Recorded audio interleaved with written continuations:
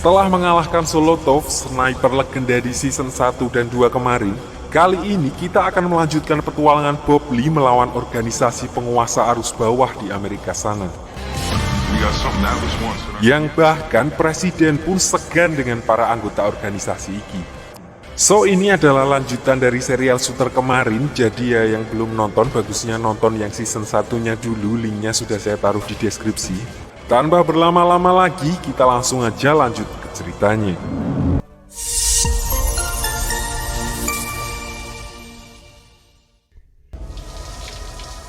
Setelah beberapa hari berlalu, diceritakan di sini Bob Lee yang ternyata masih kepikiran dengan perkataan Solotov sebelumnya. So dia memutuskan untuk pergi ke penjara tempat napi yang dulu menembak ayahnya. Di sana dia bertemu dengan sipir yang kebetulan mengetahui tentang pelarian napi tersebut. Namun begitu Bob Lee menanyakan tentang hal itu, dia seperti menutup-nutupinya. Bob Lee sebelumnya juga melihat sesuatu yang janggal di penjara itu.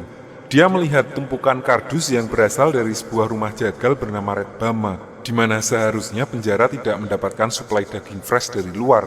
Merasa ada sesuatu yang janggal, Bob Lee akhirnya pergi dan memutuskan untuk mencari tahunya sendiri.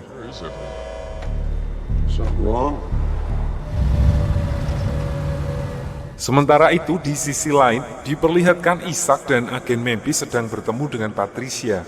Intinya, di pertemuan itu, Patricia memberitahu mereka bahwa kematian Pak Senat bukanlah akhir dari Atlas, karena organisasi itu jauh lebih besar dari yang mereka bayangkan. Setelah pertemuan itu, Isaac dan agen Memphis lalu kembali ke kantor Senat dan meminta bantuan Haris untuk membuka brankas di kantornya. Lalu saat Haris berhasil membuka brankas tersebut, tiba-tiba dirinya ditangkap dan dibawa bersama dengan isi brankas tersebut ke markas FBI. Penangkapan itu ternyata sudah direncanakan dan digunakan sebagai kedok untuk mengecoh pihak luar. Lanjut, setelah diperiksa, ternyata isi brankasnya hanya hal-hal biasa aja. Cuma satu yang menarik perhatian mereka, yaitu sebuah daftar nama yang di dalamnya terdapat nama mereka. Patricia menduga kalau daftar itu adalah daftar buruan Atlas. Dari daftar itu, Memphis juga menemukan seorang bernama Carlita Cruz, di mana di sini mereka tidak mengenali orang tersebut.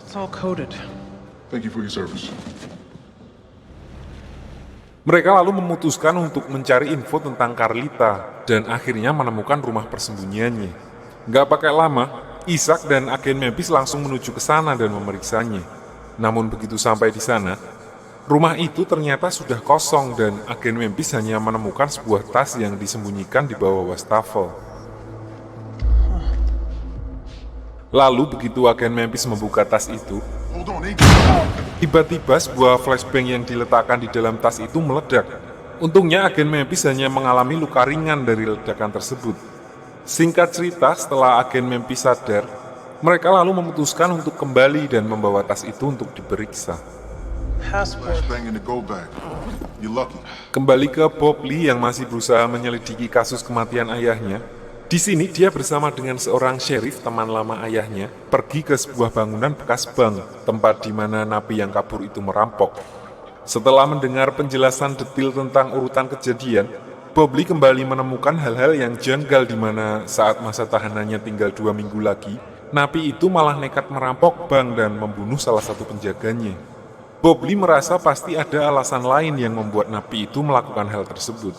Lalu Bob Lee mencoba untuk mengunjungi rumah keluarga napi itu untuk mencari info lebih lanjut. Singkat cerita, Bob Lee mendapatkan sebuah info setelah mendatangi keluarga napi tersebut, bahwa si napi dulu bekerja di Red Bama, perusahaan yang sama yang menyuplai ke penjara tempat napi tersebut ditahan, dan perusahaan itu juga membantu keluarga si napi setelah dia meninggal. Lalu dalam perjalanan pulangnya, Bob Lee tiba-tiba diserang oleh 2 orang yang ternyata adalah pekerja di perusahaan Red Bama. Hal itu semakin membuatnya curiga dan akhirnya dia memutuskan untuk mendatangi langsung kantor Red Bama untuk menanyakannya. Sesampainya di kantor Red Bama, Bob Lee bertemu seseorang bernama Red Junior yang tidak lain adalah anak dari Red Bama, pemilik perusahaan tersebut. Di sini Junior menyangkal perkataan Bob Lee dan berkata kalau dia tidak mengenali orang-orang yang menyerangnya. Karena Bob Lee di sini belum punya cukup bukti, Dia akhirnya pergi meninggalkan tempat itu. Begitu sampai di rumah, ternyata Bob Lee sudah ditunggu oleh sheriff, di mana maksud kedatangannya adalah untuk memberikan SP1 kepada Bob Lee, karena ternyata Red Junior membuat laporan atas perbuatan Bob Lee yang seenaknya masuk ke perusahaannya. Karena merasa agak kasihan, sheriff itu lalu mengajak Bob Lee pergi ke kantornya, di mana di sana dia diperdengarkan rekaman terakhir saat kejadian ayahnya tertembak untuk meyakinkan Bob Lee kalau kematian ayahnya adalah murni pembunuhan dan tidak ada konspirasi di belakangnya. Namun setelah mereka mendengarkan rekaman tersebut, malah muncul hal yang tidak terduga, di mana di sini Bob Lee menyadari kalau tembakan ketiga yang menewaskan ayahnya berasal dari jarak yang cukup jauh, alias seperti tembakan yang berasal dari seorang sniper. Berdasarkan penemuannya itu, Bob Lee akhirnya meminta kepada pengacara keluarganya untuk menggelar otopsi ulang atas jasad ayahnya. Singkat cerita, saat penggalian makam, di sini kembali terjadi keanehan di mana nisan ayahnya Bob Lee diam-diam dipindahkan. Beruntung Bob Lee mengingat letak makam ayahnya dan nama-nama nisan di sebelahnya yang akhirnya mereka bisa menggali makam yang tepat. Singkat cerita, hasil otopsinya akhirnya keluar dan di sini dokter mengkonfirmasi bahwa ada 3 peluru di dalam jasad ayahnya Bob Lee, di mana salah satu pelurunya memiliki berat yang berbeda. Hal itu menegaskan kalau dugaan Bob Lee sebelumnya benar bahwa tembakan terakhir berasal dari orang ketiga dan bukan napi yang dikejarnya. Pak dokter juga memberikan sebuah emblem yang ditemukan di atas tubuh almarhum ayahnya Bob Lee yang hanya diletakkan begitu saja. Singkat cerita, malam pun tiba. Diperlihatkan Bob Lee dan yang lainnya sedang berkumpul untuk membahas info terbaru yang mereka dapatkan. Di sini Haris berkata kalau dia mengenal owner dari perusahaan Red Bama yang juga menjabat sebagai Menteri Bidang Pertanian yang bernama Red. So di sini mereka berbagi tugas. Agen Memphis dan Isaac lanjut menyelidiki Carlita, sementara Bob Lee dan Haris menyelidiki Red Bama. Keesokan harinya, agen Memphis dan Isaac tiba-tiba didatangi oleh Carlita, orang yang mereka cari. Ternyata sebelumnya dia menaruh alat pelacak di tas yang dibawa oleh agen Memphis, sehingga dia bisa menemukan mereka. Tujuan Carlita mendatangi mereka adalah untuk menawarkan kerjasama karena menurutnya saat ini mereka punya tujuan yang sama, yaitu menjatuhkan Atlas. Carlita lalu mengajak mereka ke tempat persembunyiannya, di mana dia menjelaskan tentang cara kerja Atlas dan anggota-anggotanya. Carlita menjelaskan kalau sebagian besar anggota Atlas tidak tahu mengenai bos-bosnya dan hanya bekerja melalui telepon satelit khusus yang aksesnya dibatasi oleh Atlas.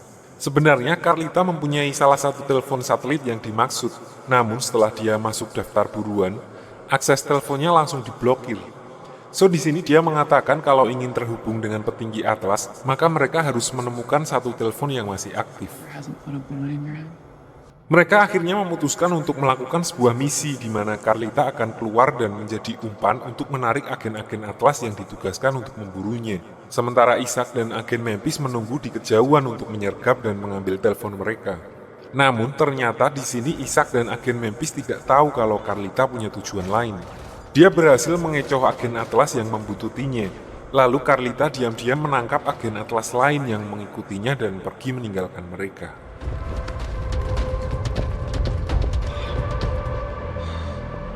Jadi ternyata yang terjadi adalah Carlita lah yang menggunakan Memphis dan Isaac sebagai umpan.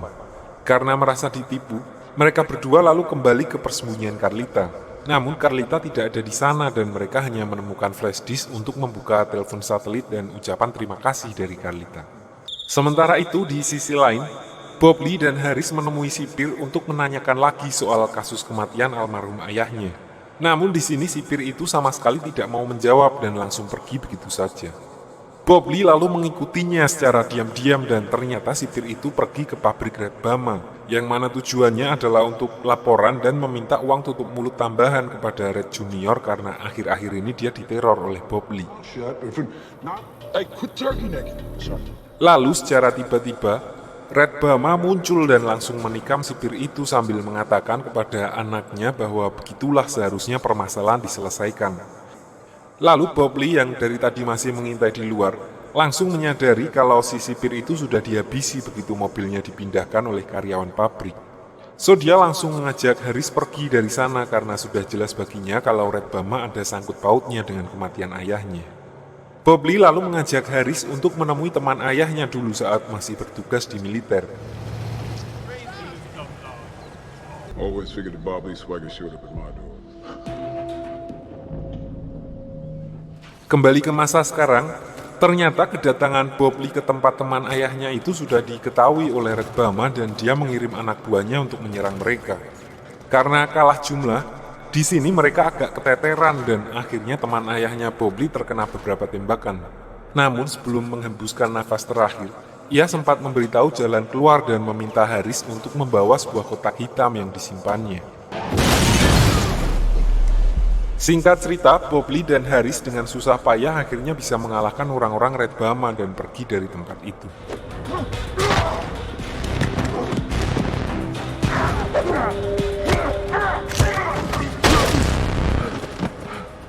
Lalu begitu sampai di rumah, Bob Lee dan Haris membuka kotak hitam tersebut di mana di dalamnya ternyata mereka menemukan emblem yang sama seperti yang ada di atas jasad ayahnya saat makamnya dibongkar kemarin. Di sini Haris lalu berkata kalau dulu saat dia masih bekerja di kantor senat, dia sering ikut Pak Senator ke sebuah pertemuan yang di mana orang-orangnya memakai emblem persis seperti itu. Bob Lee lalu curiga jangan-jangan Phoenix adalah Atlas dan ayahnya dulu adalah salah satu anggotanya. Phoenix became Atlas. Sementara itu Memphis dan Isaac tiba-tiba mendapatkan info tentang orang yang sedang diincar Atlas melalui telepon satelit yang mereka curi.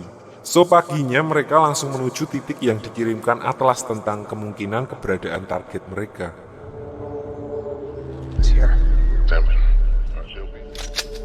Copy that.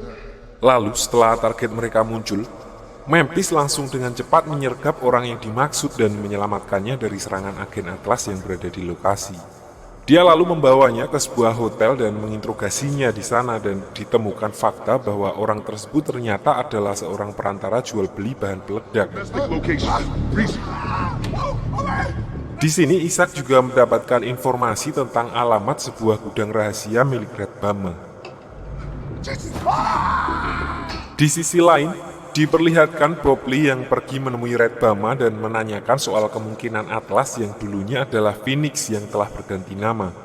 Di sini Red Bama berniat mengadu domba Bob Lee dengan keluarga napi yang telah dibunuh oleh ayahnya Bob Lee dengan mengatakan sebuah fakta bahwa ayahnya Bob Lee telah berselingkuh dengan istri napi yang telah dibunuhnya. Dia berkata kalau Bob Lee akan menemukan jawaban tentang ayahnya dari wanita itu.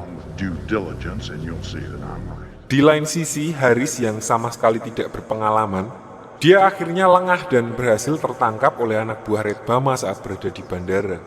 Sebenarnya sebelumnya Bob Lee sudah meminta Memphis untuk mengawasinya, namun belum sempat bertemu, Haris sudah keburu diculik duluan. Kembali ke Bob Lee yang sedang berada di rumah keluarga si napi untuk menanyakan tentang wanita yang dimaksud Red Bama, lagi-lagi dia mendapat sambutan sinis dari anggota keluarga tersebut. Di sini saat Bob Lee mencoba menjelaskan maksud dan tujuan kedatangannya, tiba-tiba dia dilimpai dari belakang dan langsung tidak sadarkan diri.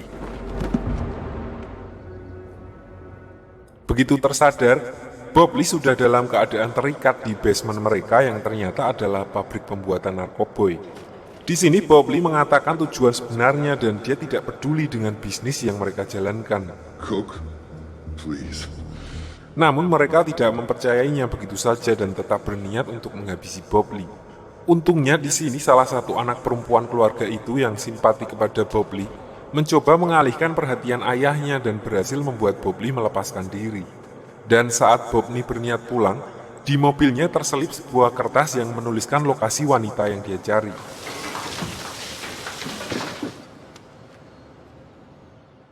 Lalu sesampainya di rumah, Bob Lee curhat kepada istrinya tentang perselingkuhan ayahnya dan menyuruh istrinya untuk menemui wanita itu.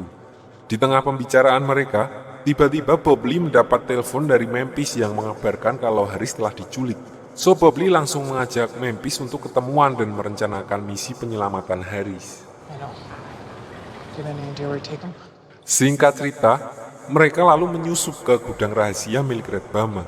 Di sini diperlihatkan kalau tujuan Red Bama sebenarnya adalah untuk menanyakan kepada Haris tentang sebuah kotak yang sebelumnya disimpan oleh Pak Senator di berangkasnya. Karena Red Bama sebelumnya mengetahui kalau Haris yang membuka berangkas tersebut, maka dia menduga kalau kotak tersebut disimpan oleh Haris. Namun di sini Haris sama sekali tidak tahu menahu soal kotak yang dimaksud, karena sebelum membongkar isi berangkas tersebut, dia keburu ditangkap oleh agen-agen FBI suruhan Memphis dan Patricia. This was not in there.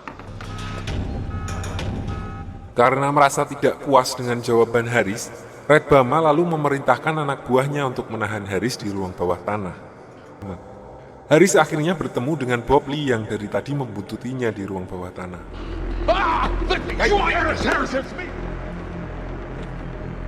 Di sisi lain, Red Bama yang mengetahui kalau Bob Lee ada di sana dan berusaha menyelamatkan Haris, langsung memerintahkan anak buahnya untuk meledakkan tempat itu dan pergi dari sana. Untungnya di sini Bob Lee sudah mempersiapkan jalur pelarian dan terhindar dari ledakan tersebut.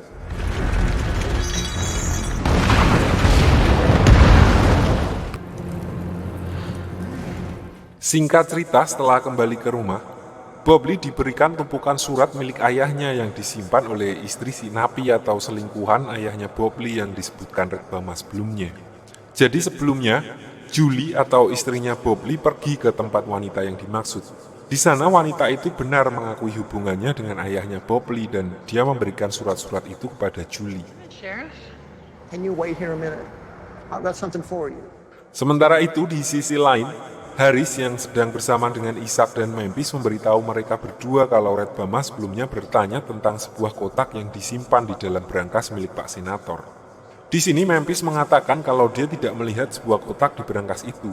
Namun Ishak langsung berspekulasi kalau Patricia sudah mengambil kotak itu terlebih dahulu, karena sebelum mereka datang, dia sudah membuka berangkas itu duluan.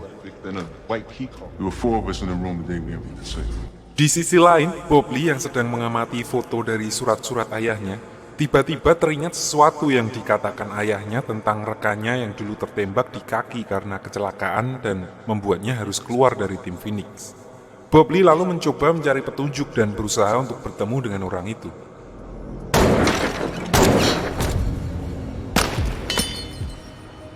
Can I help you?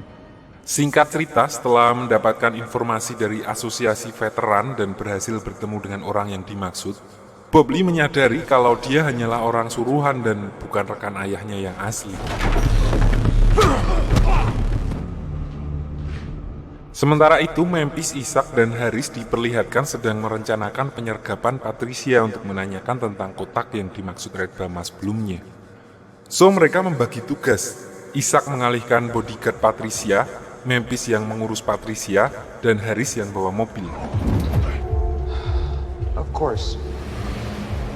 My bad. Sorry. Mereka akhirnya berhasil membawa Patricia ke markas mereka dan langsung menanyakan soal benda yang dicari oleh Red Bama. Mereka lalu mengusulkan menggunakan benda itu untuk memancing para anggota Atlas, karena kemungkinan besar benda itu sangat penting untuk Atlas. Patricia pun akhirnya menyetujui usul tersebut. Something of value. Setelah itu, Patricia pergi menemui Red dan di sini dia berpura-pura akan menukar benda yang dia cari sepaket dengan Memphis dan Ishak demi sebuah jabatan di dalam Atlas. Melihat sebuah kesempatan, tentu saja Red Bama langsung menyetujuinya dan akan menghubunginya lagi untuk memberikannya lokasi pertukaran. Keesokan harinya, Memphis lalu mendapat sebuah pesan dari Patricia yang berisi sebuah alamat. Bob Lee dan Ishak lalu mendatangi tempat itu dan di sini Patricia mengajak mereka untuk mengambil benda yang dicari oleh Atlas. Namun begitu mereka mengambil kotak Atlas dan berniat keluar dari tempat itu, para agen Atlas ternyata sudah ada di sana dan langsung menembaki mereka.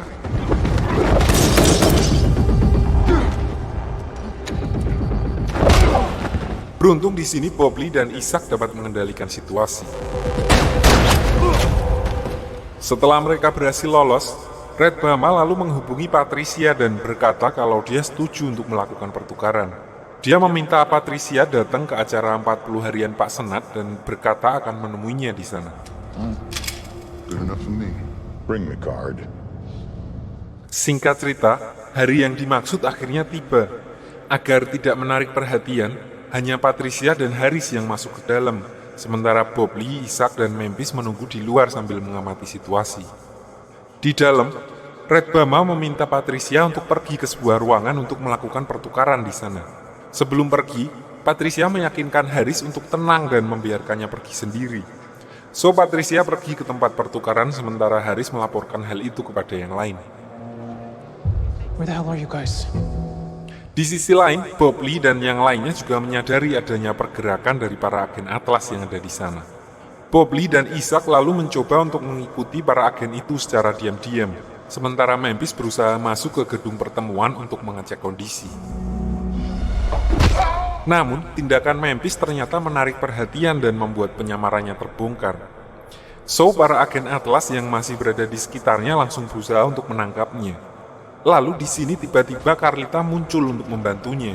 Ternyata sebelumnya Carlita menyadari kalau Atlas telah mengirimkan banyak anggotanya dan dia merasa akan terjadi sesuatu. Makanya dia memutuskan untuk datang ke tempat itu.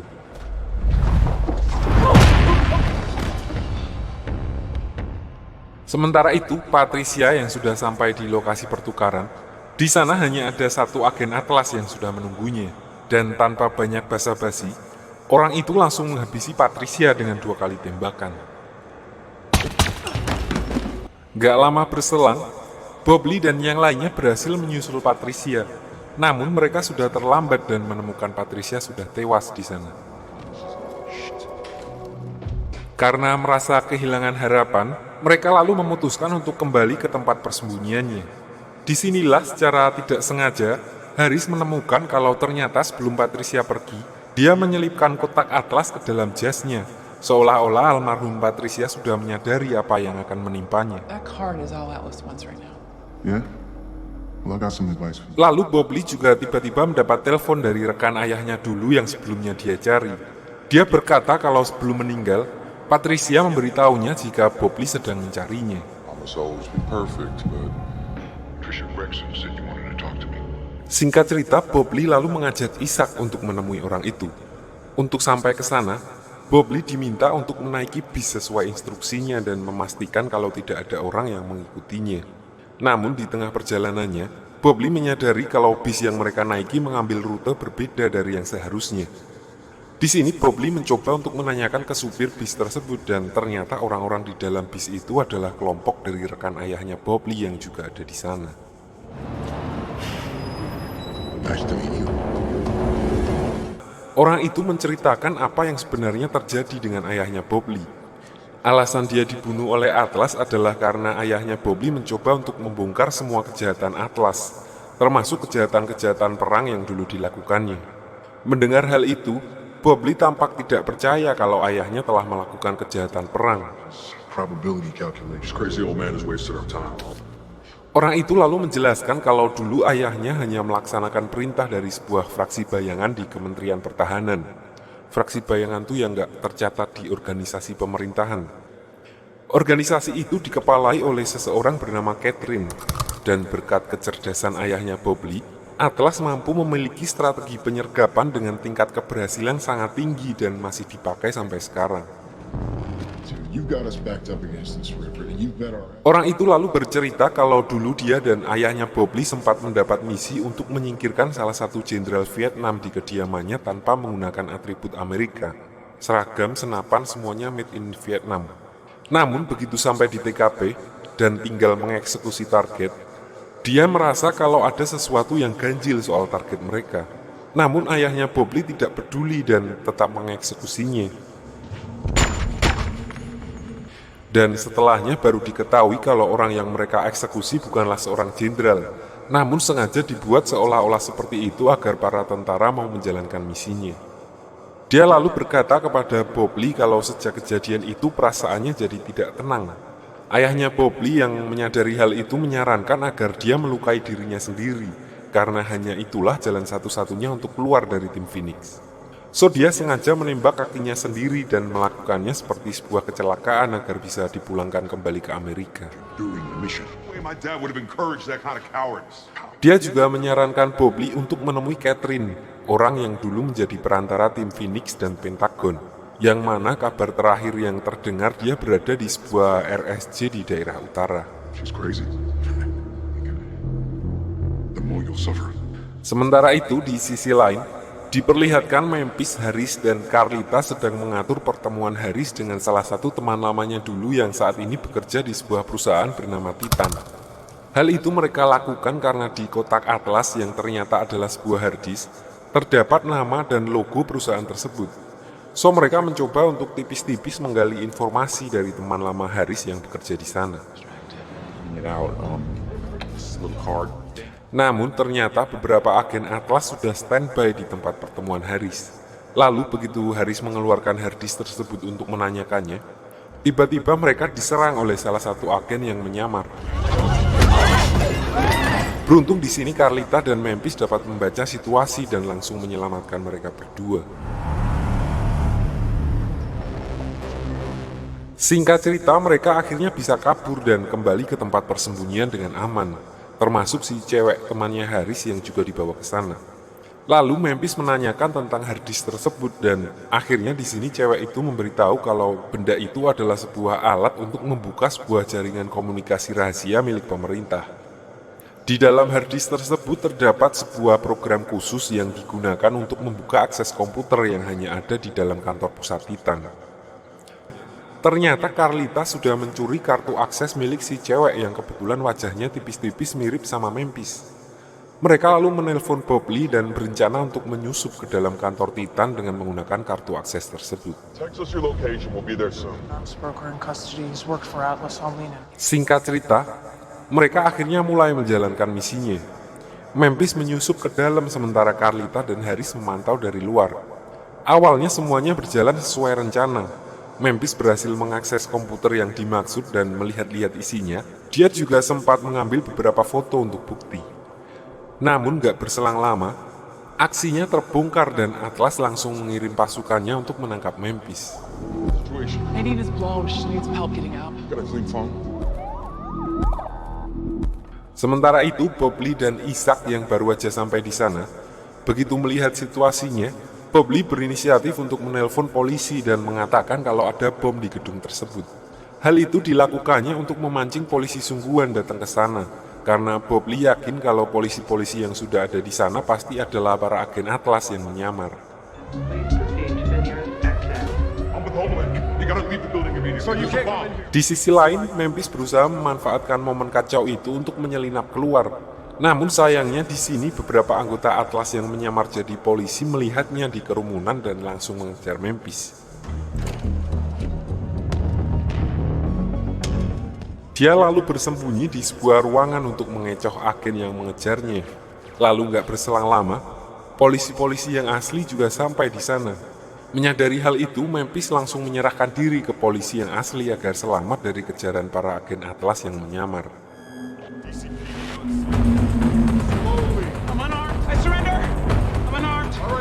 Singkat cerita, Memphis yang sudah dimasukkan ke dalam sel tahanan tiba-tiba didatangi oleh dua orang polisi yang ditugaskan untuk memindahkannya. Di sini Memphis sempat menolak dan meminta pengacara sebelum dipindahkan. Memphis juga mengatakan kalau dia adalah seorang FBI, namun kedua polisi itu tetap tidak menghiraukannya. Ternyata kedua polisi itu adalah agen suruhan dari seseorang dari Kementerian HAM, Hak Asasi Manusia.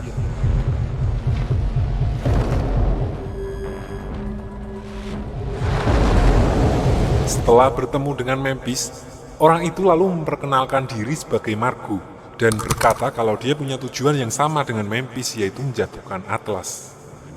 Who are you?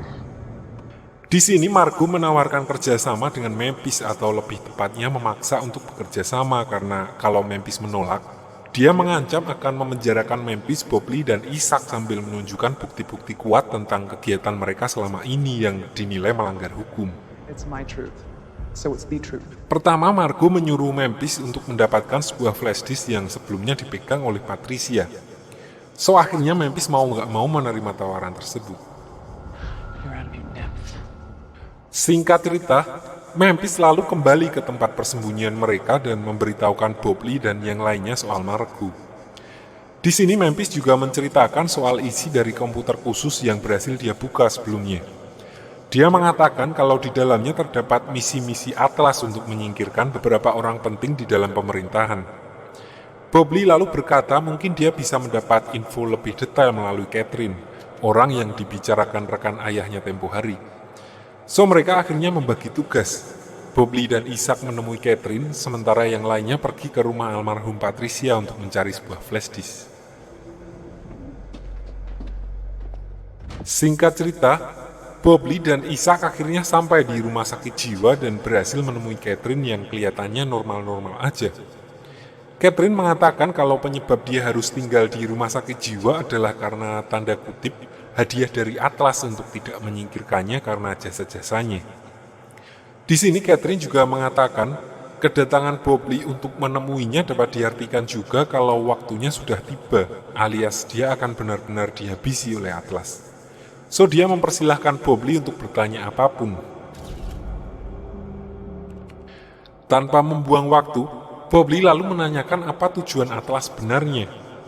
Catherine lalu berkata kalau selama puluhan tahun, Atlas berniat untuk menguasai 3 poin penting pemerintahan, yaitu eksekutif kementerian, legislatif atau gampangnya DPR, dan Mahkamah Agung di mana mereka sudah menguasai kementerian dan DPR.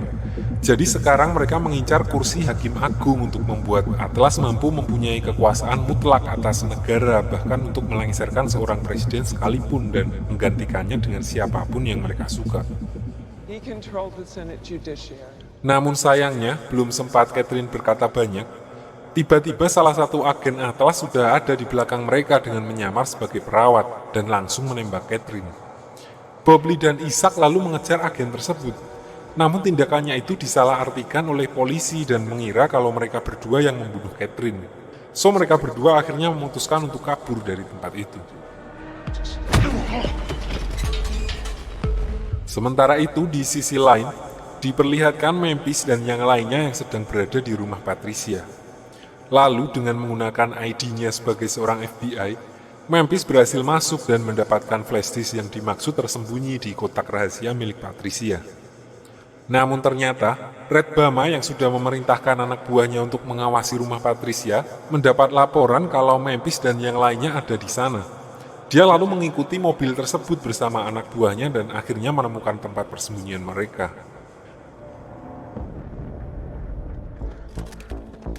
Di sini Red Bama sempat menawarkan kepada mereka untuk menyerahkan harddisk milik Atlas secara baik-baik. Namun Carlita langsung menolak tawaran itu dan mengaktifkan ranjau di sekitar bunker. So Red Bama dan yang lainnya langsung menyerang tempat tersebut. Bring Swagger to me and that goddamn car.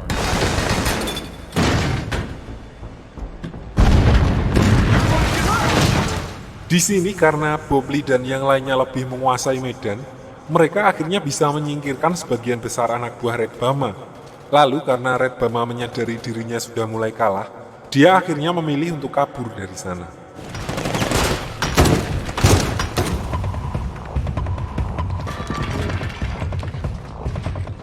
Singkat cerita, malam pun tiba.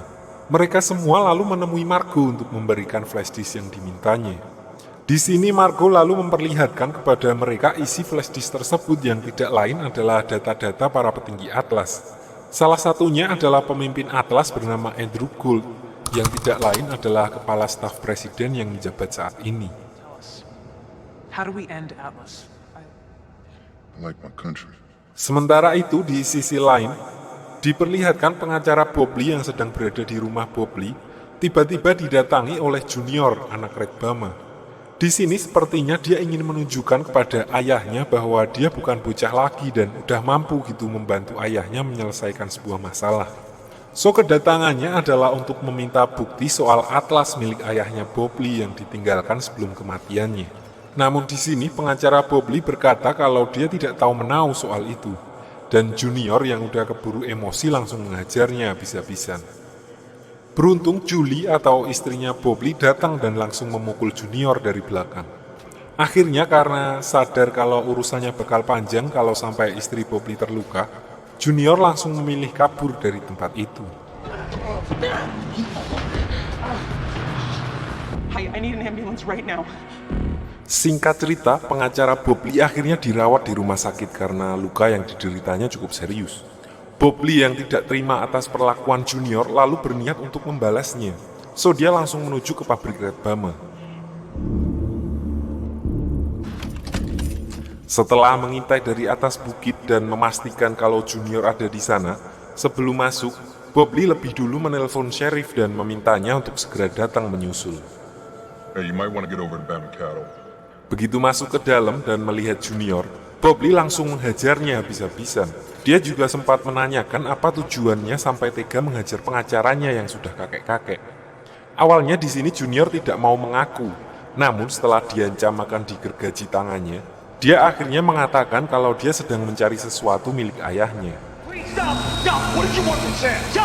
Namun sayangnya, belum sempat menjelaskan lebih banyak, Red Bama tiba-tiba datang dan menodongkan pistol ke arah Bob Lee dan memerintahkannya untuk menghentikan tindakannya. Lalu nggak berselang lama, sheriff juga tiba di sana dan menyuruh mereka untuk bubar. Bob Lee was helping him up. And if I say there's no crime, there's no... Setelah kembali ke rumah sakit, Bob Lee mencoba menanyakan apa yang dimaksud oleh Junior sebelumnya. Akhirnya di sini pengacaranya mengaku kalau dari awal dia udah tahu semuanya di mana sebelum ayahnya meninggal, dia berencana untuk menjatuhkan Atlas dan sedang mengumpulkan bukti-buktinya dalam sebuah rekaman video. Namun dia tidak mengetahui di mana video itu disimpan karena waktu itu ayahnya Bob Lee sudah lebih dulu tewas tertembak. See if you can come by. Lalu saat Bob Lee sedang ngobrol dengan sheriff dan menjelaskan permasalahannya, tanpa mereka sadari, seorang agen Atlas yang menyamar jadi perawat masuk dan menyuntikkan racun ke dalam kantong infus pengacara Bob Lee. Beruntung di sini Julie masuk dan melihat hal tersebut. Karena merasa curiga, Julie langsung mencabut selang infus dari tangan pengacaranya dan memberitahu Bob Lee. So Bob Lee mencoba untuk mengejar perawat tersebut. Namun sayangnya dia lebih dulu melarikan diri dan berhasil kabur dari sana.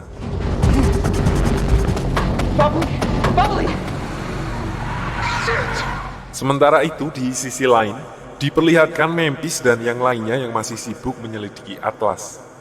Di sini Harris mengatakan kalau dia menemukan sebuah fakta yang mungkin bisa membuat kepala staf presiden mau menyerahkan Atlas kepada mereka. So mereka langsung menyusun rencana untuk menemui orang tersebut, dan Harris yang ditugaskan untuk mendekati staf presiden. Ternyata rencana mereka adalah untuk mengancam menyebarkan info bahwa staf presiden membiayai sebuah organisasi non-pemerintah sebagai buzzer di sana dan diberi nama Alpha Boys. Namun ternyata, dia sama sekali tidak takut dengan ancaman Harris, karena bukan hanya organisasi tersebut, dia juga membiayai puluhan organisasi seperti itu dan dia sudah memanipulasinya seakan-akan semua hal yang dilakukannya sesuai dengan hukum.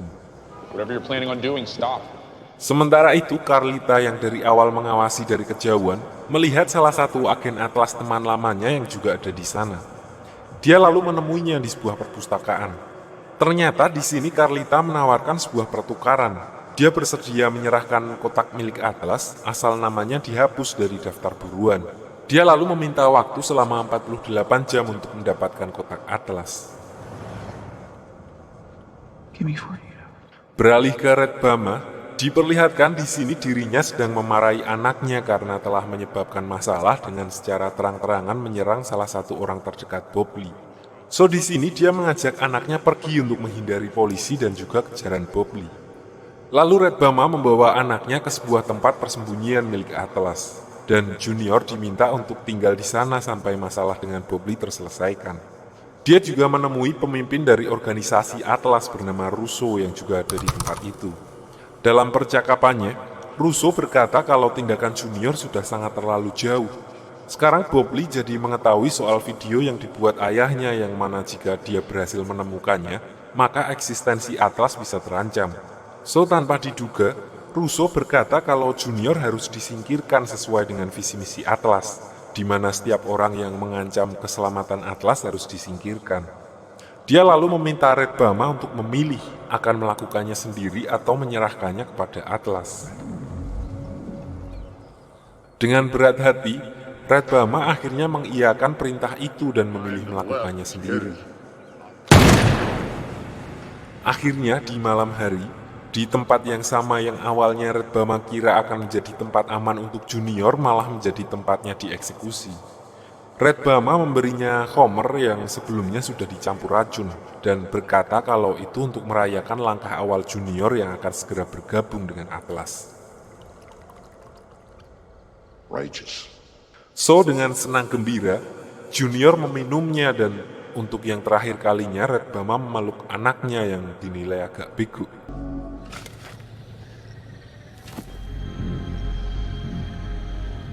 Scene lalu beralih ke Bobley dan Sheriff yang sedang mencari petunjuk yang mungkin ditinggalkan ayahnya.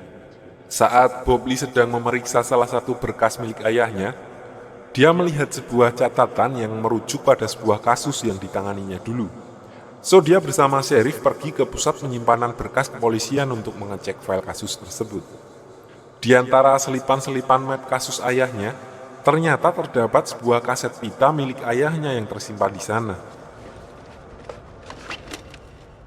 Namun ternyata di sini mereka berdua telah dibuntuti oleh agen-agen Atlas dan begitu mereka menemukan kaset itu, para agen Atlas langsung mencoba menyerang. Beruntung di sini Bobley dan Sheriff dapat melumpuhkan mereka dan langsung pergi dari sana.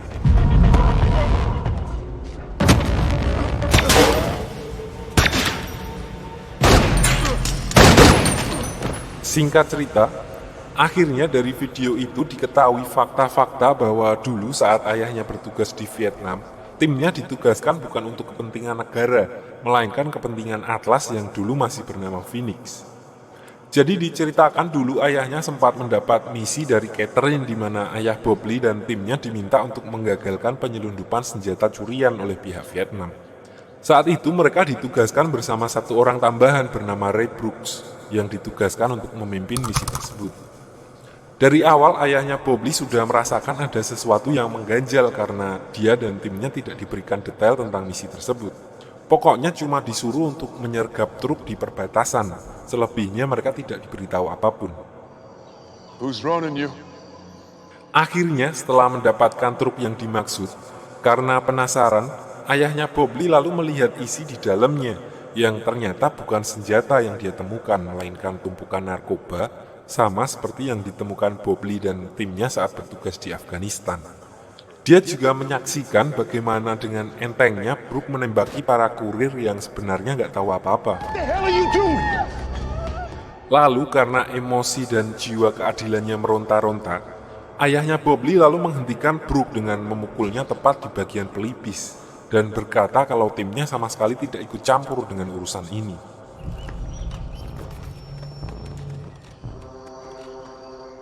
Dan sejak kejadian itu, pikiran ayahnya Bobley mulai terbuka dan memilih mengundurkan diri dari militer, atau lebih tepatnya keluar dari Phoenix dan menjadi polisi di kampung. Lalu kembali ke masa sekarang, diperlihatkan Brooks yang sudah tua dengan bekas luka yang masih ada di pelipisnya. Ternyata dialah yang sudah dipersiapkan Atlas untuk mengisi jabatan Hakim Agung dan mengamankan posisi Atlas di pemerintahan. That I serve our country one last. Good work. Kembali ke Bobley, di sini dia mendapat kabar bahwa pengacaranya sekaligus bisa dibilang pamannya akhirnya meninggal di rumah sakit karena kondisinya terus memburuk. Tentu saja hal itu membuat Bobley sangat terpukul. I love you.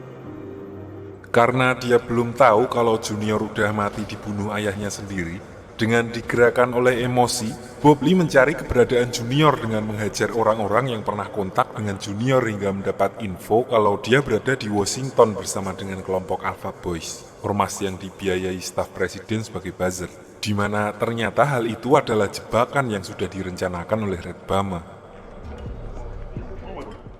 Catch up on old times. Setelah sampai di markas komunitas Alpha Boys, di sini dia langsung menggeledah tempat itu untuk mencari Junior. Namun dia hanya menemukan sebuah kamar yang terkunci yang ketika dibuka paksa dengan pisau pramuka, terdapat bom rakitan yang tersimpan di dalam obor. So dia menggunakan bukti itu untuk meneruskannya kepada Memphis untuk membawa pasukan guna menggeledah tempat itu.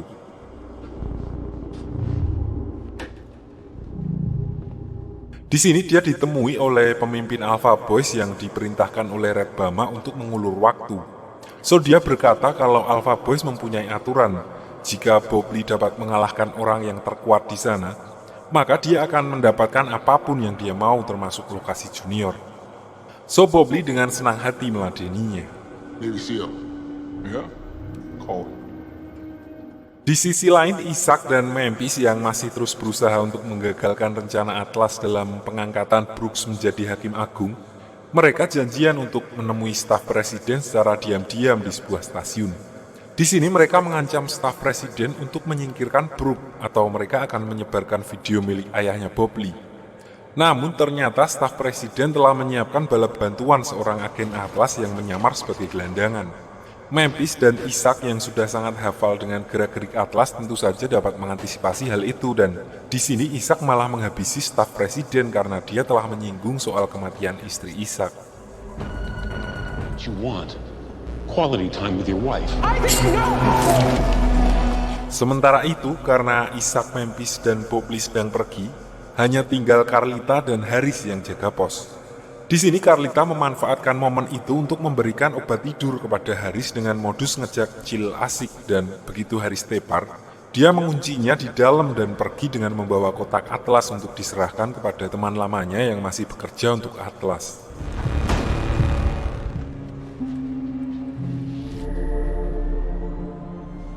Kembali ke Isaac dan Memphis. Di sini mereka sempat cekcok dan Memphis berpikir bahwa mereka telah membunuh seorang eksekutif negara. Namun Isaac yang sudah cukup berpengalaman di lapangan menganggap bahwa mereka akan baik-baik saja karena dia datang sebagai Atlas bukan sebagai staf presiden. So untuk menutupi eksistensinya, otomatis Atlas yang harus membersihkan hal tersebut.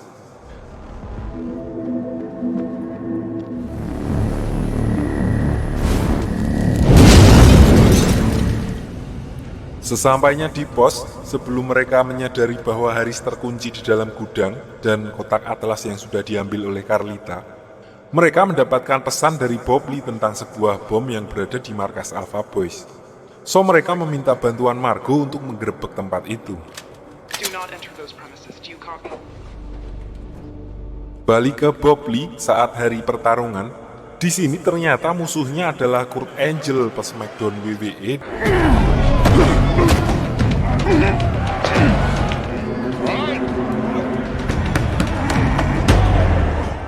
Akhirnya dia memenangkan pertandingan, dan saat Bobley menemui ketua Alpha Boys, tiba-tiba Bobley disekap dari belakang oleh para anggota Alpha Boys. Di sini dia diikat di sebuah kursi dan ternyata Red Bama juga berada di sana.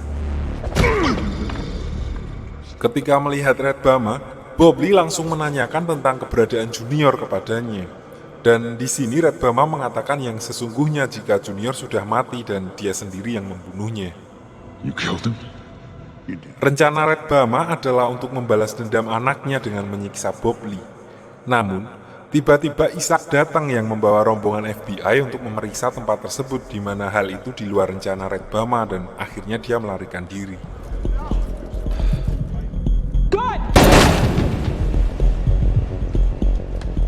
Namun di sini karena saat penggerebekan bom dalam foto yang dikirimkan oleh Bobley tidak ditemukan, so mereka tidak bisa membubarkan kelompok Alpha Boys karena tidak ditemukannya bukti. But we can't do it alone.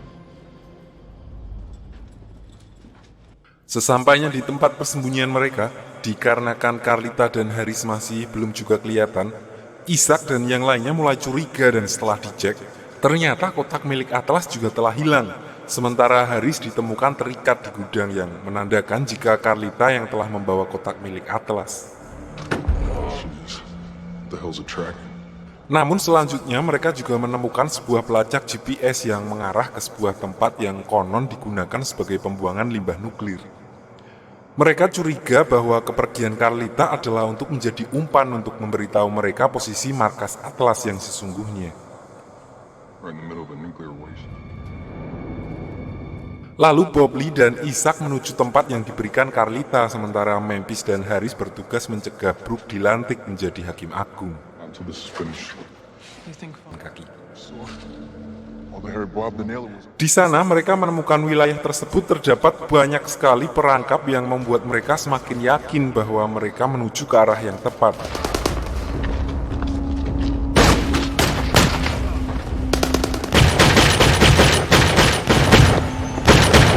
Namun saat sedang berada di sebuah bukit, Karena banyaknya CCTV yang tersebar, mereka ketahuan dan tiba-tiba mereka dihadang sebuah mobil dan dari arah lain seorang agen Atlas menembakkan obat bius yang membuat Bob Lee dan Isaac pingsan.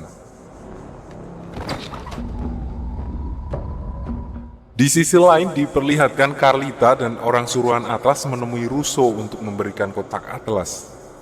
Di sini Carlita dibawa ke sebuah ruangan interogasi untuk membocorkan rencana Bob Lee dan teman-temannya. Di sisi lain Memphis dan Harris menemukan jadwal Brooke yang akan menjadi pembicara utama dalam suatu acara penggalangan dana. Brooks is the keynote speaker at a fundraiser. So di sini mereka memborong tiket dengan uang milik Atlas sendiri yang bukunya masih mereka simpan, hanya untuk menemui Brooke secara privat. Di sini mereka langsung mencoba mengancam Brooke untuk mengundurkan diri dari pencalonannya. Kalau tidak, mereka akan menyebarkan vlog ayahnya Bob Lee tentang misi narkobanya dulu. Namun di sini Brooke berkata kalau dia tidak tahu menau soal ikut campur Atlas atas karirnya.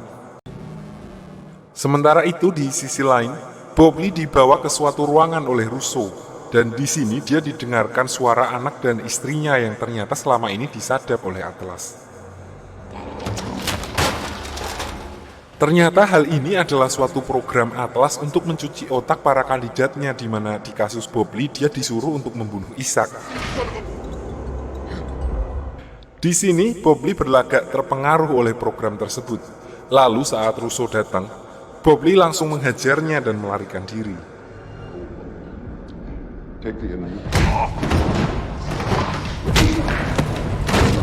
Di sisi lain, Carlita juga dibebaskan oleh teman lamanya.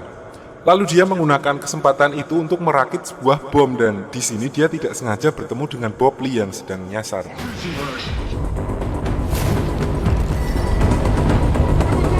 Sementara itu, karena Russo tahu kalau Bob Lee tidak akan pergi begitu saja tanpa Isaac, dia juga melakukan hal yang sama kepada Isaac dengan berusaha mencuci otaknya.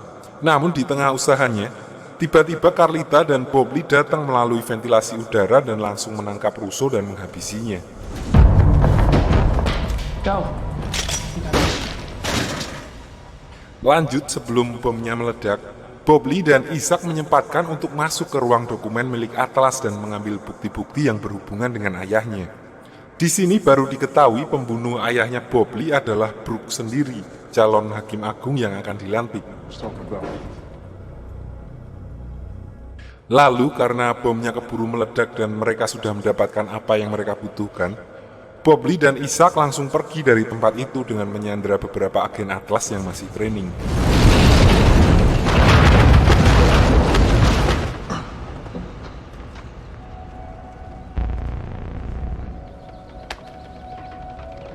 Singkat cerita, setelah menginterogasi beberapa rekrutmen baru Atlas, di sini Memphis dan Isaac menyadari kalau salah satu di antara mereka masih berpihak ke Atlas.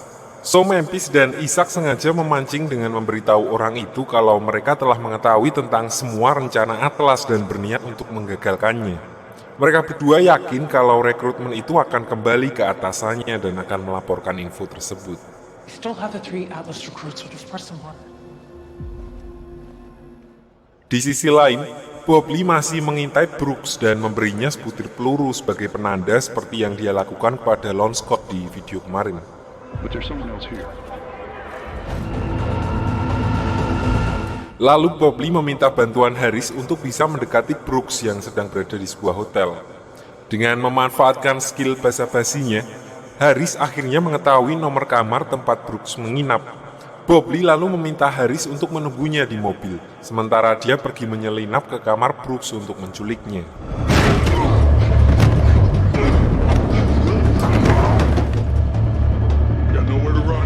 Singkat cerita, karena gimana juga yang dia bawa adalah calon hakim agung, Bob Lee lalu membawa Brooks ke sebuah hutan untuk mengeksekusinya. Di sini Harris yang panik lalu menelpon Memphis dan memberitahukan apa yang terjadi.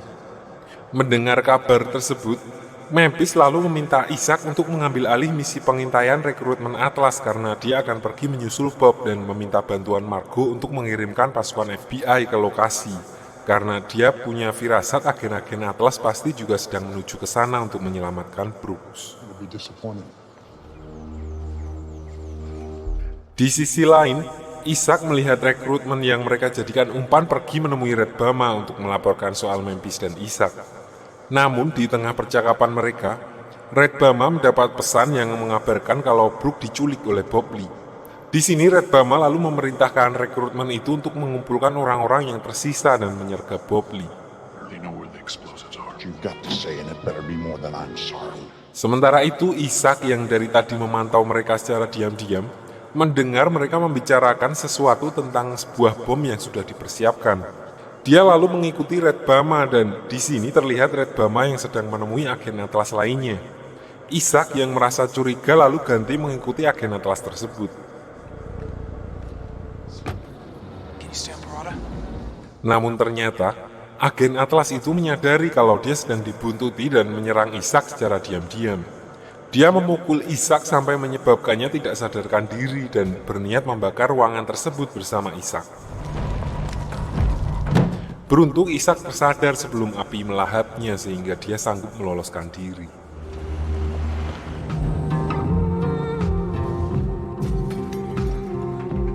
Balik ke Bob Lee setelah sampai di hutan yang agak ke tengah, agak rimbun, dia menyuruh Brooks untuk mulai menggali kuburannya sendiri. Di sisi lain, Harris yang sebelumnya diminta oleh Memphis untuk menghentikan Bob Lee, malah nggak sengaja melihat para agen Atlas yang sudah sampai di sana dan berniat untuk menyergap Bob Lee. So dia dengan cepat langsung berlari dan memberitahukan Bob Lee soal hal itu. Atlas. Lalu di sini dengan peluru seadanya, Bob Lee mencoba menyelamatkan diri dengan beberapa tembakan, sampai akhirnya hanya tersisa 1 peluru. Bob Lee akhirnya menodongkan pistolnya dan mengancam akan menembak Brooks. Untungnya Memphis dan pasukan dari FBI datang tepat waktu untuk menyelamatkan mereka dan akhirnya Bob Lee bisa keluar dari situasi itu dengan selamat. Akhirnya di sini Brooks yang sudah tertangkap basah memilih untuk mengakhiri hidupnya sendiri karena dia sadar kalau sampai FBI tahu kalau para agen Atlas dan dirinya terkait, semua kejahatannya akan terbongkar dan dia akan menerima hukuman yang sangat berat.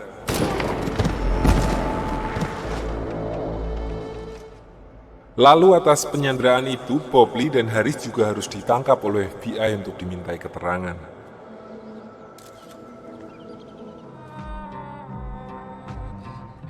Singkat cerita, karena adanya orang dalam di FBI yang mengetahui seluk-beluk permasalahan itu, maka setelah menjawab beberapa pertanyaan yang diajukan, mereka diperbolehkan pergi.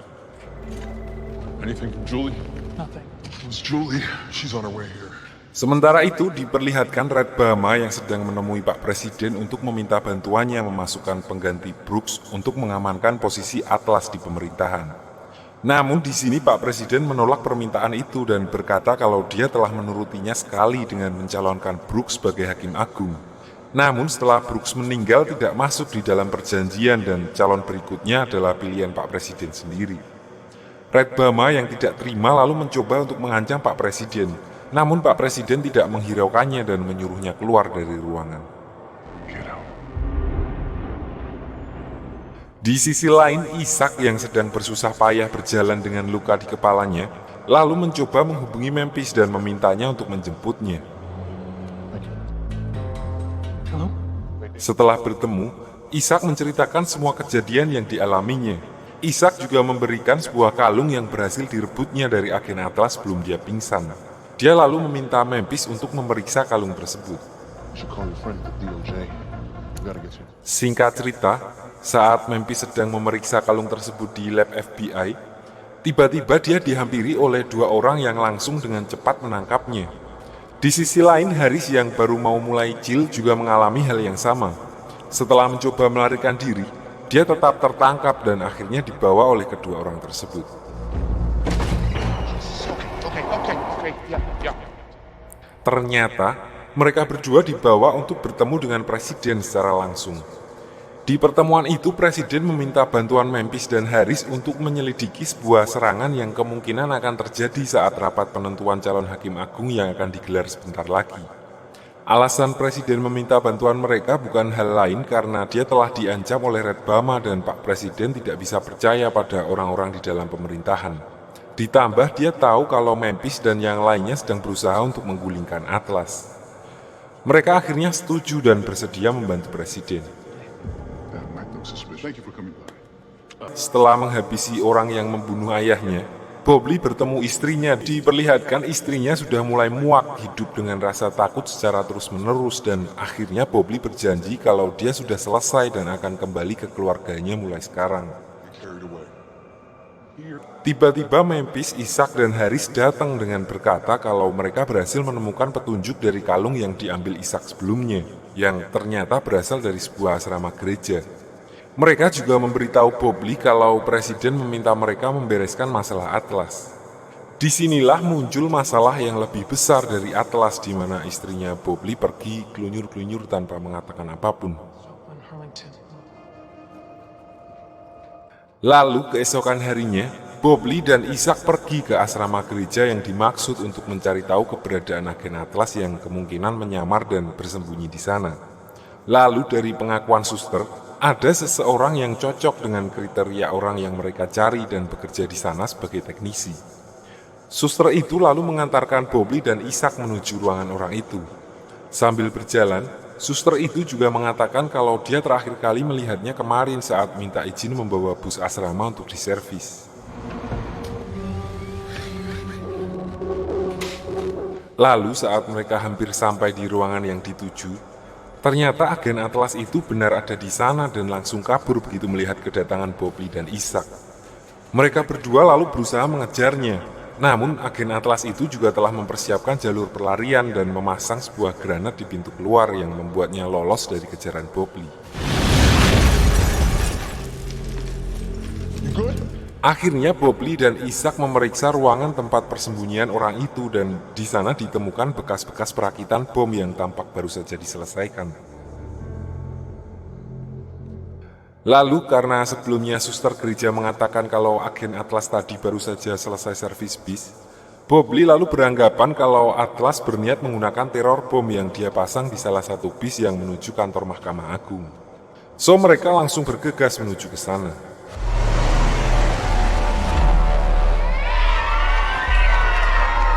Sesampainya di sana, hal pertama yang mereka cari adalah bis yang dipasangi bom. Namun karena di sini ada banyak sekali bis dan tidak ada satupun yang berasal dari asrama gereja, Bob Lee lalu berpikir kalau kemungkinan bis itu sudah dicat untuk menutupi logonya. So satu persatu bis itu dikerok catnya untuk mencari tahu bis yang dibawa oleh agen Atlas sebelumnya.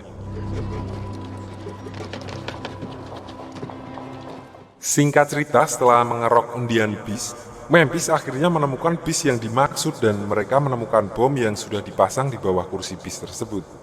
Karena waktunya sudah mepet, Memphis dan Haris langsung berusaha untuk mengevakuasi orang-orang di sana sementara Bob Lee dan Isaac mencoba untuk menjinakkan bom tersebut. Namun ternyata karena soiye, usaha Bob Lee gagal dan malah memicu aktivasi bom itu. Beruntung semua orang sudah dievakuasi.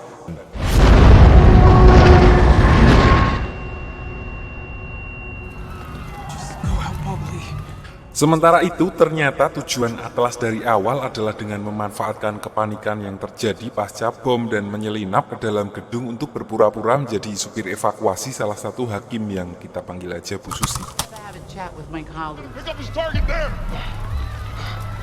Di sisi lain, karena mengukur jarak ledakan dan target yang cukup jauh dan volume ledakan yang tidak cukup besar, Bob Lee mulai menyadari kalau serangan bom itu hanya pengalian. Lalu dengan bantuan skill kata-kata milik Haris, dia langsung mencoba untuk masuk ke dalam gedung. Di sana mereka tidak sengaja menemukan supir Bu Susi yang sudah dalam kondisi terikat. Menyadari hal itu, Bob Lee langsung pergi menyusul para VVIP ke shelter perlindungan yang berada tidak jauh dari tempat itu. I'm not the queen, get out of my... Sesampainya di sana, Bob Lee langsung membuat pengalihan dengan meledakkan sebuah mobil dengan tujuan agar orang-orang di sana lebih waspada dan mempersulit gerak agen Atlas yang sudah menyusup ke sana. Begitu ledakan terjadi, Bu Susi dan para VVIP lainnya langsung dibawa masuk ke sebuah bunker di mana tidak boleh ada orang luar yang masuk ke sana. Lalu karena tidak diperbolehkan masuk, agen Atlas itu berbuat nekat dengan memasang bom di tubuhnya sendiri dan berusaha menerobos masuk sampai ke bunker tempat para VVIP diamankan.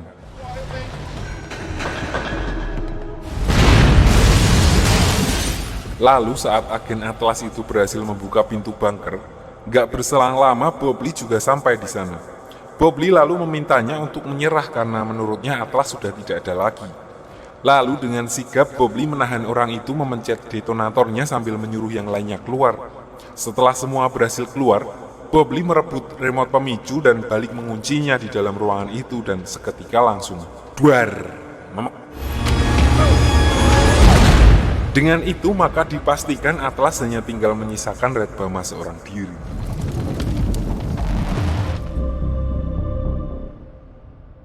Beberapa hari setelah kejadian itu, diperlihatkan Haris yang sudah diangkat menjadi wakil kepala staf khusus presiden dan ditugaskan untuk menyerahkan surat pemecatan Red Bama dari jabatan menteri atas perintah presiden.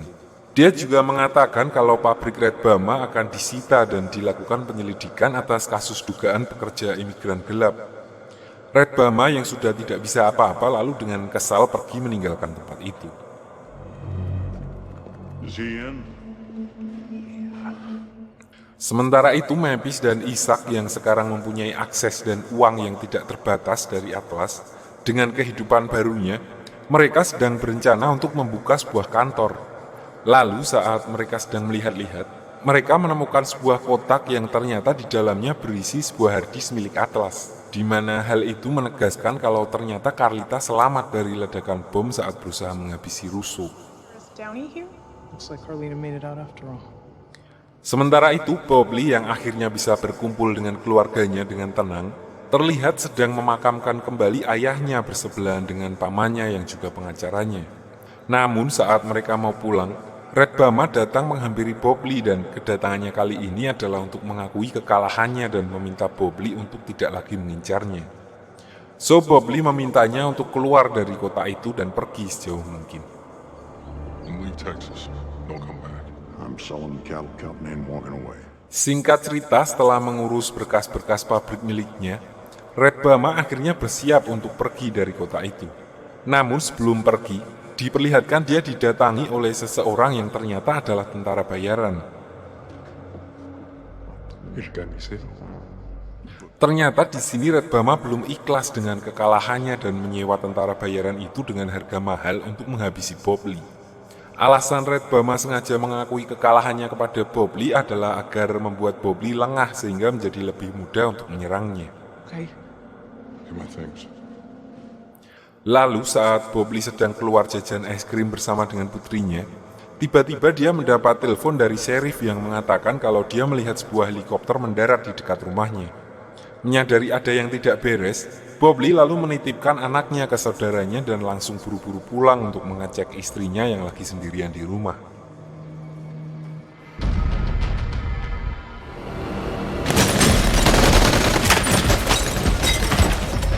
Vamos a la obra. Begitu sampai di sana, ternyata rumahnya sudah dikepung oleh tentara bayaran yang sedang mengebrem rumahnya.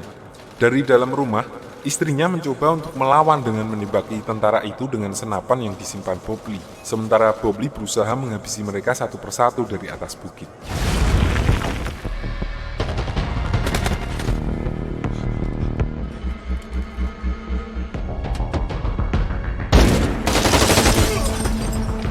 Di sini istri Bob Lee sempat terkena tembakan salah satu tentara yang berhasil masuk dalam rumah. Beruntung dia masih bisa melawan dan menembak tentara itu tepat di anunya.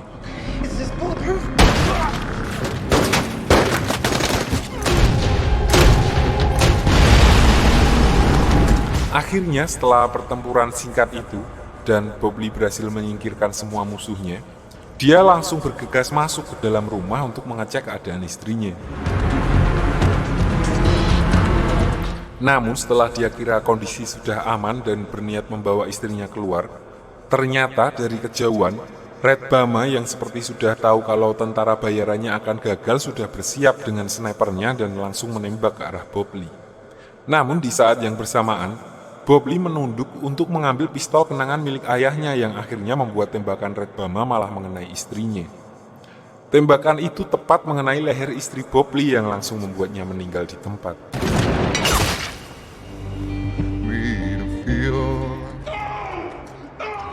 I'll be back. Singkat cerita, beberapa bulan berlalu setelah kematian istrinya, diperlihatkan Bob Lee dengan seragam lengkap seorang sniper yang telah berhasil melacak persembunyian Red Bama di sebuah tempat terpencil di Kanada. Dari jarak yang cukup jauh, Bob Lee membidik ke arah gubuk dan sebelum menarik pelatuknya, dia menelpon Red Bama untuk memberitahukan kalau ajalnya sudah tiba. Lalu lewat celah jendela kecil, Bob Lee akhirnya mengirim Red Bama ke Rahmatullah dengan tembakannya yang tepat mengenai wajahnya. Dan film pun selesai. Oh, when I'm alone, I cannot